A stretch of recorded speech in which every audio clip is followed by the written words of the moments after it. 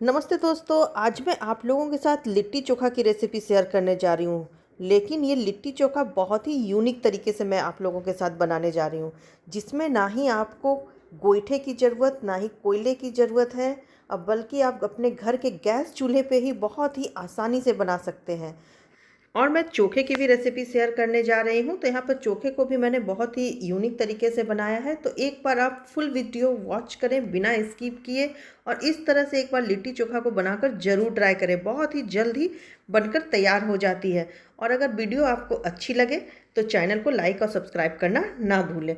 तो आइए शुरू करती हूँ फटाफट से आज की रेसिपी। यहाँ पर लिट्टी बनाने के लिए मैंने यहाँ पर सबसे पहले आटा ले लिया है। ये गेहूं का आटा है। आप अपने क्वांटिटी के अनुसार ले सकते हैं, आपको जितना बनाना हो उसी हिसाब से आप आटा को ले लें। और यहाँ पर मैं इसमें सबसे पहले नमक ऐड करूँगी। यहाँ पर मैं थोड़ा हल्का ही नमक ऐड करूँगी, क्योंकि आगे भी हमें नमक की ज़रूरत पड़ेगी, तो उसी हिसाब से हम यहाँ पर नमक का इस्तेमाल करेंगे। अब मैं यहाँ पर सरसों का तेल डाल रही हूँ। यहाँ पर 2 बड़ा चम्मच मैं सरसों का तेल इसमें डाल रही हूँ। तेल डालने के बाद यहाँ पर हम आटा को तेल में अच्छे से दोनों को मिक्स कर लेंगे। और अब यहाँ पर मिक्स करते हुए हम इस तरह से हाथों पे गोला बनाकर इसे चेक कर लेंगे कि ये टूट रहे हैं या नहीं। अगर ये गोला अगर टूट जाए तो समझिए कि इसमें थोड़ी सी और तेल डालने की ज़रूरत है। तो मैं यहाँ पर थोड़ा सा 1 चम्मच तेल और इसमें ऐड कर देती हूँ। और तेल ऐड करने के बाद इसे हम फिर से अच्छे से मिक्स कर लेंगे। और मिक्स करके देखिए इस तरह से गोला बना रही हूँ, तो अब ये गोला नहीं टूट रहा है, मतलब तेल इसमें परफेक्ट है। तो इसे ही आपको अंदाजे से तेल डालना है। और तेल डालने के बाद अब हम पानी डालकर आटा को गूंद लेंगे। यहाँ पर आटा को हम थोड़ा सा कड़ा ही गूंदेंगे। हम पूड़ी का आटा जैसे गूंदते हैं उससे एक लेयर कड़ा ही गूंदना है। तो इसमें थोड़ी थोड़ी पानी डालकर उस तरह से आप आटा को लगा लें। आप देख सकते हैं यहाँ पर मैंने कैसा आटा लगाया है, बिल्कुल ऐसा ही आटा आपको लगाना है। अब मैं आटा को साइड करके रख देती हूँ और इसकी फिलिंग तैयार कर लेती हूँ। इसकी फिलिंग तैयार करने के लिए यहाँ पर मैंने 2 मीडियम साइज के प्याज, उसे मैंने बिल्कुल महीन महीन करके काट लिया है। और यहाँ पर हरा मिर्च लिया है, उसे भी मैंने महीन महीन काट लिया है। और धनिया पत्ता को भी हमने बिल्कुल महीन काट लिया है। और यहाँ पर मैं अंदाजे से सत्तू ले रही हूँ। इसमें आपको किसी भी मेज़रमेंट की ज़रूरत नहीं है, आप बिल्कुल अंदाजे से ले सकते हैं। और यहाँ पर अब मैंने इसमें मंगरेल और अजवाइन को डाल दिया है। मंगरेल अजवाइन डालने के बाद अब सबसे इम्पॉर्टेंट चीज़ नमक की बारी है। तो यहाँ पर मैं नमक इसमें डाल दूँगी। अब अपने टेस्ट के अकॉर्डिंग नमक डालें, और ध्यान रहे कि हमने आटे में भी नमक का इस्तेमाल किया है। और अब मैं इसमें सरसों का तेल डाल रही हूँ। सरसों के तेल से ही हम इसे सानेंगे, इसमें हम पानी का इस्तेमाल नहीं करेंगे। अब फीलिंग के टेस्ट को बढ़ाने के लिए यहाँ पर मैं मिर्च के अचार का इस्तेमाल कर रही हूँ। अगर मिर्च का अचार आपके पास हो तो सबसे अच्छा है, और अगर नहीं है तो आप आम का अचार या कोई भी अचार इसमें डाल सकते हैं। और अगर वो भी नहीं है तो आप यहाँ पर नींबू डाल सकते हैं। नींबू डालने के बाद इसे अच्छे से मिक्स कर दें, इसमें टेस्ट बहुत ही अच्छा आता है। और यहाँ पर हम पानी का इस्तेमाल बिल्कुल भी नहीं करेंगे। तो इस तरह से आप मसल मसल कर इसमें सानें। और हाँ, एक इम्पॉर्टेंट चीज़ मैं इसमें डालना भूल गई हूँ, और वो चीज़ है काली मिर्च। यहाँ पर मैं कुटी हुई काली मिर्च का इस्तेमाल कर रही हूँ। यहाँ पर थोड़ा सा कुटी हुई काली मिर्च का इस्तेमाल करें, और थोड़ा सा खड़ा काली मिर्च डाल दें, उससे फ्लेवर बहुत अच्छा आता है। मेरे पास फ़िलहाल खड़ा गोलकी नहीं थे, इसलिए मैंने इसमें नहीं डाला है। तो आप इन मसालों के साथ इस तरह से एक बार सत्तू ज़रूर तैयार करें। बहुत ही टेस्टी सत्तू की फिलिंग बनकर तैयार होती है। तो अब यहाँ पर मेरी सत्तू की फिलिंग तैयार है और मेरे आटा भी तैयार है। तो मैं यहाँ पर आपको एक भर के दिखा देती हूँ कि मैं इसमें फिलिंग को कैसे भरूँगी। तो सबसे पहले हम आटा को अपने हाथों से इस तरह से कर लेंगे, और करने के बाद इसके छोटे छोटे टुकड़ों में इसे बांट लेंगे। तो इस तरह से आप देख सकते हैं, इसके छोटे छोटे टुकड़े कर लें। तो यहाँ पर मैंने सभी का ऐसा छोटा छोटा टुकड़ा बनाकर तैयार कर लिया है। अब मैं आपको एक भर कर बता देती हूँ कि इसे कैसे भरना है। तो इसे आपको अच्छे से चिकना करके गोल कर लेना है, चाहे तो आप इसे अपने हथेली पर भी कर सकते हैं। तो इस तरह से घुमा घुमा कर हम इसे कटोरी का शेप दे देंगे। तो यहाँ पर मैंने इसे एक कटोरी का शेप दे दिया है। अब सत्तू की फिलिंग को हम इसमें इस तरह से डाल देंगे, और अपने हाथों से, उंगलियों से इस तरह से दबा देंगे। दबा दबा कर इसके मुंह को बंद कर देंगे। तो आप देख सकते हैं इसे इस तरह से बिल्कुल धीरे धीरे करके इसके मुंह को बिल्कुल बंद कर दीजिए। और एक्स्ट्रा आटा जो बचा हुआ हो उसे हम इस तरह से काट कर निकाल देंगे, नहीं तो वहाँ पर मोटा रह जाएगा, तो वहाँ पर पकेगा नहीं, तो वो कच्चा लगेगा।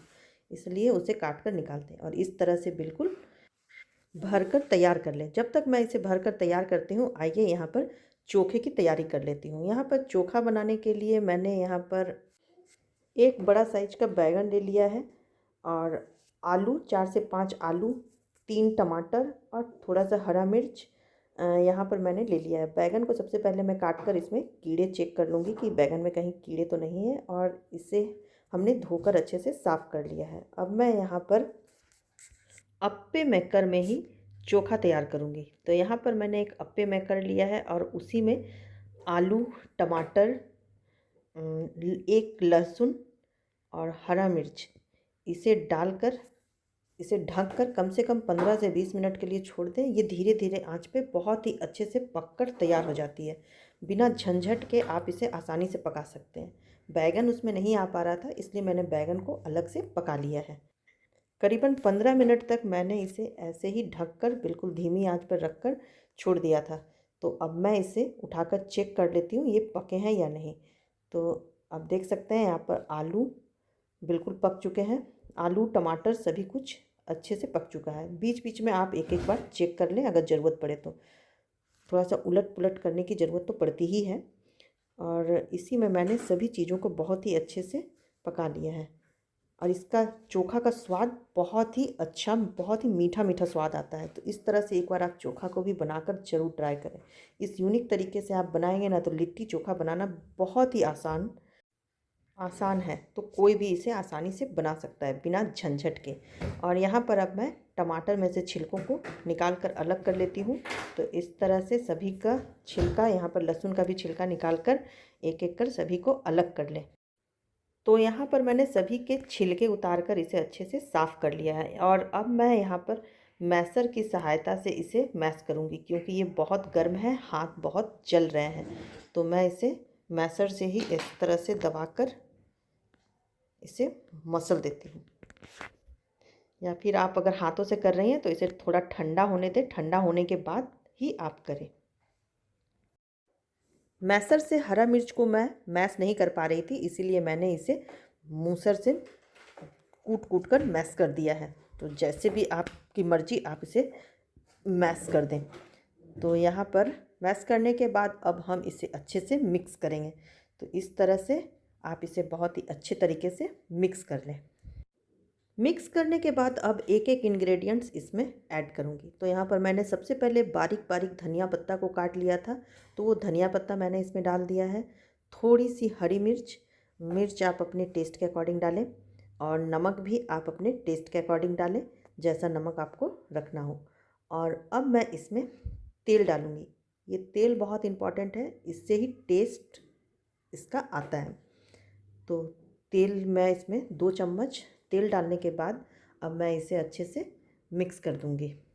तो इस तरह से चोखा बनकर बिल्कुल तैयार है और इसमें मैं 1 चम्मच तेल ऊपर से ऐड किया है।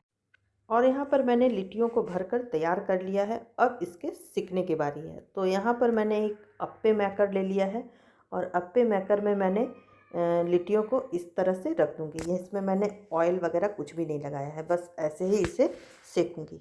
तो इसे मैंने पहले ही प्री हीट कर लिया था। तो प्री हीट करने के बाद यहाँ पर मैंने इसे बिल्कुल धीमी आंच पे रखा है। ये बिल्कुल ध्यान रखें कि इसका आंच बिल्कुल भी तेज़ ना करें, इसे बिल्कुल धीमी आंच पर ही पकाएं। अगर तेज़ आंच पर आप इसे पकाएंगे तो ये जल जाएंगे और लिट्टी बहुत ही कड़ा हो जाएगा, फिर ये सॉफ्ट नहीं रहेगा। तो आप यहाँ पर ध्यान से देखें कि इसे कैसे पकाना है और कितनी देर तक पकाना है। तो अब मैं इसे ढककर गैस के आँच को कम करके छोड़ दूँगी। इन लिट्टियों को डाले हुए करीबन मुझे 10 मिनट हो चुके हैं और मैंने इसे बिल्कुल धीमी आंच पे ही रखा था। अब मैं इसे एक एक कर धीरे धीरे से उलट लूँगी। तो इस तरह से आप इसे एक एक कर धीरे धीरे से उल्टें। तो ये बहुत ही आसानी से हो जाते हैं, इसमें कोई चिपकने का कोई खतरा नहीं है।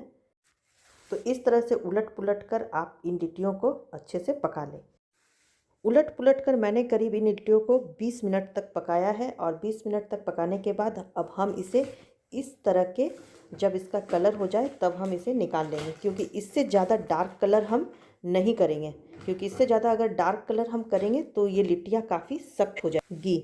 इसलिए इस पोजीशन पे आप लिट्टियों को निकाल दें। अगर ये थोड़ा नरम भी रहे तो आप निकाल दें, क्योंकि ये बाद में बिल्कुल परफेक्ट हो जाती है। तो इस तरह से एक बार आप इन लिट्टियों को बनाकर ज़रूर ट्राई करें। बहुत ही टेस्टी लिट्टी बनकर तैयार होती है। अगर आपको वीडियो अच्छी लगी हुई हो तो प्लीज़ चैनल को लाइक और सब्सक्राइब करना ना भूलें। धन्यवाद।